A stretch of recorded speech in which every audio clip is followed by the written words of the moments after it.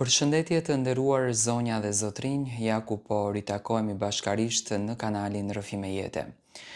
Sonte me ju do të ndaj një letër që i kushtohet një dashurie të ndaluar.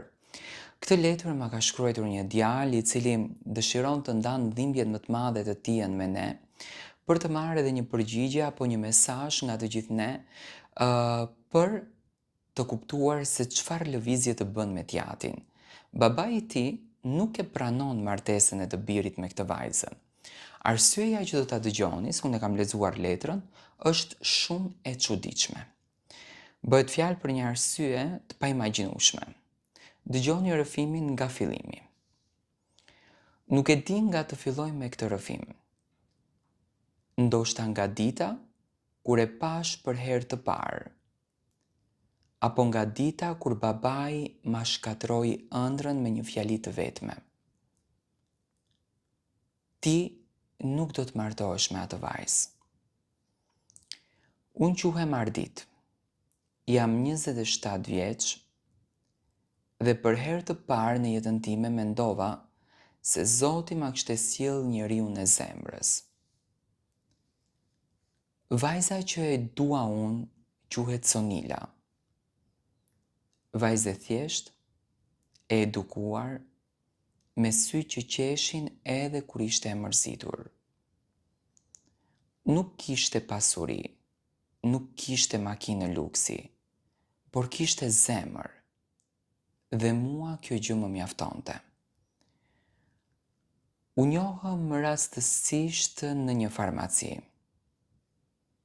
Nëna ime ishte e sëmur dhe unë po kërkoja ilaçet me nxitim. Ajo punonte aty.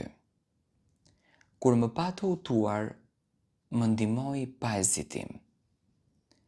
Më foli me qetësi, me atë zërin e butë që ta largon lodhjen. Që nga ajo ditë, fillova që të shkoja më shpesh aty. Jo për ilaçe, por për ta parë atë. Dal nga dal filluam të flisnim.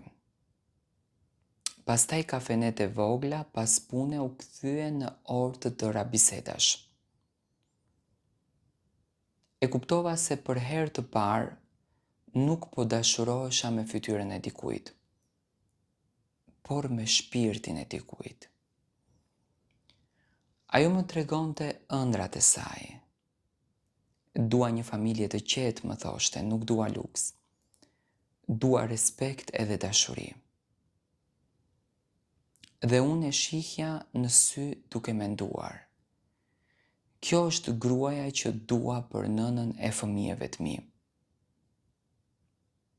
Por jeta nuk e pyet kur zemrën. Një natë vendosa t'ia them babait. Ishim ulur në tavolinë. Ai po numëronte disa letra borxhesh dhe dukej tepër i tensionuar. Babi, dua të fejohem. Ai ngriti kokën lart dhe më tha, me kë? Unë i thash me Sonilën. Vetëm kur ja përmenda emrin, fytyra ju ngrys. Syt ju mbushen me inat edhe më kthehet jo. Dhe unë u habita, i thash pse jo?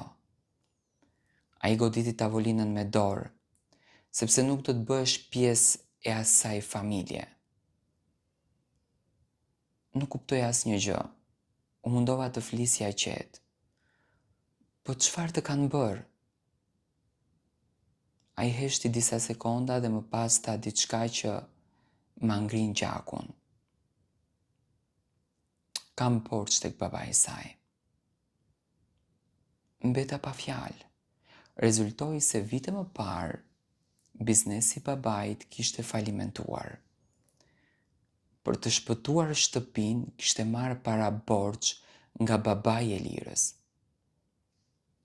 Një shumë e madhe dhe prej vitesh nuk ja kishte kthyer dot. Po ç'lidhje ka ajo me ne? I thash me zë që mua më dridhej. Ai më pa drejt në sy. Nëse martohesh me të, më tha, njerëzit do të thonë se po e jap djalin për të larë borxhin. Mua më mbushën sytë me lotë dhe i thash, po unë e dua. A i bërtiti aq fort sa u trëmb edhe nëna në kuzhinë. Dashuria nuk paguan borxhet. Atë natë nuk fjeta, mendja më rinte tek Sonila. Si t'ja thoja, si t'ja shpjegoja se problemi nuk ishte ajo, por krenaria babait tim. Të nesërmen e takova në parkun ku dilnim gjithmonë.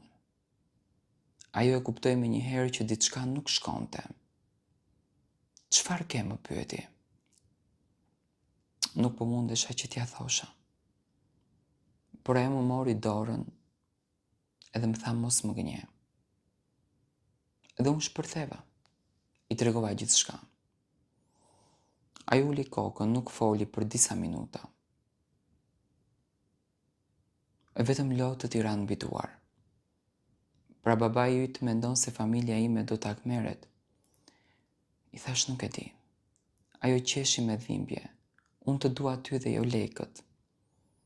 E përqafova fort se nuk doja që ta humbisja. Por problemet realisht sa po kishin filluar.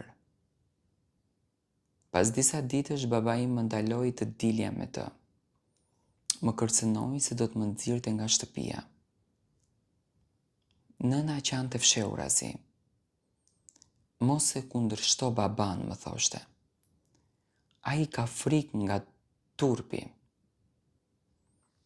Po unë po mbytesha. Si mund ta lija vajzën që doja vetëm për shkak të një borxhi. Një mbrëmje shkova fshehurazi tek shtëpia e Sonilës. Ajo më priti me sy të fryrë nga lotët. Më ka folur babi, më tha.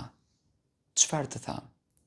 Tha që nuk do të na ndaj, por as nuk do që ti të vuash për ne. Atë moment kuptova diçka të rëndë. Baballarët tanë po vendosnin për jetën tonë, ndërsa ne po digjeshim çdo ditë.